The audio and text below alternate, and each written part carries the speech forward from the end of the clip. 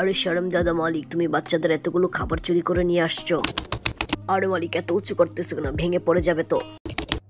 আরে শালার শরম দাদা মালিক, বলেছিলাম না পড়ে যাবো, এখন পড়ে গেছি না, এখন আমার বাইরা ব্যথা পাইছে না।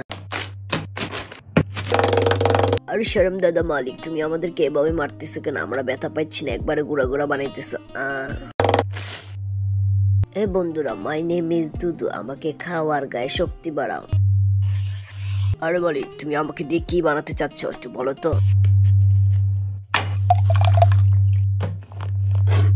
আরে মালিক, তুমি আমার উপরে এই হাগুগুলো দিচ্ছ কেন বলো তো, কি গন্ধ।